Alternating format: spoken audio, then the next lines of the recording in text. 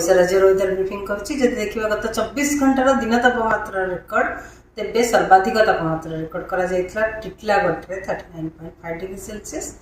ता सहित राज्य रे किछि स्थान रे वर्षा मध्य रेकर्ड करा जायतिला 2टी स्थान रे प्रबल वर्षा रेकर्ड करा जायछि वर्षा सहित बिजुली घड़घड़ी मध्य रेकर्ड करा जायछि सर्वाधिक वर्षा रेकर्ड करा जायछि बालेश्वर जिल्ला रो खैरा ठारे 87 मिलीमीटर कटक बांकी ठारे 65 मिलीमीटर वर्षा और अलग जिला गुड़िक भल वर्षा रेकर्ड करा जायछि मैक्सिमम टेम्परेचर भवानीपाटना रे 38.8 डिग्री सेल्सियस रही बौद्ध रे 38.7 डिग्री सेल्सियस रही नुआपड़ा रे 38 डिग्री सेल्सियस रही बारीपदा रे स्वाभाविक तापमात्रा ठारू दिन तापमात्रा 7.9 डिग्री सेल्सियस कम रही बालेश्वर 6.3 डिग्री सेल्सियस कम रही भुवनेश्वर 2.7 डिग्री सेल्सियस कम रही कटक रे 2.6 डिग्री सेल्सियस कम रही गोटे उपर वायु घूर्णिबलय ओडिशा उपरे रही जोटा कि समुद्र पतन ठार 0.9 किलोमीटर उपर रही आउ गोटे नॉर्थ साउथ ट्रफ जोटा कि आम सर्कुलेशन जोटा भुवनेश्वर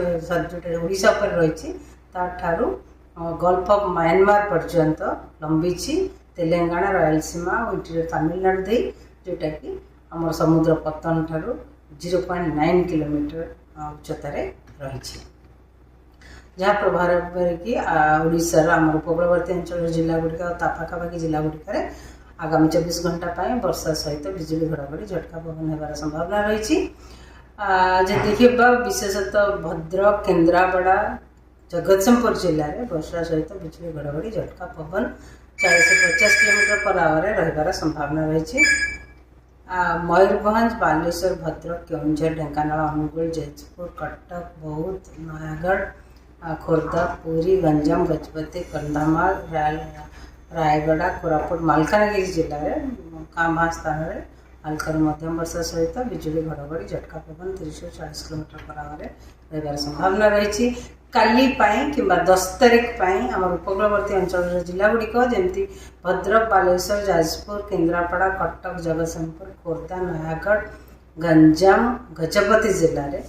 वर्षा सहित बिजुली घड़घड़ी झटका पवन 30-40 किलोमीटर पर आवर रही संभावना रही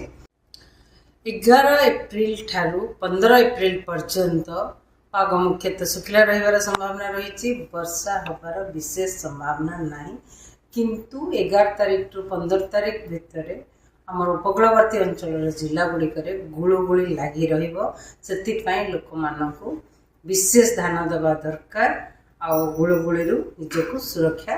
रे रखा दरकार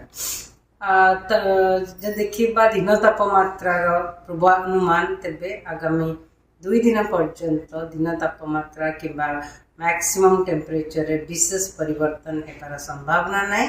ता परवर्ती समय 4-6 डिग्री तापमात्रा रे वृद्धि पाइबार संभावना रही से हिटिंग टेम्परेचर बढ़ लोक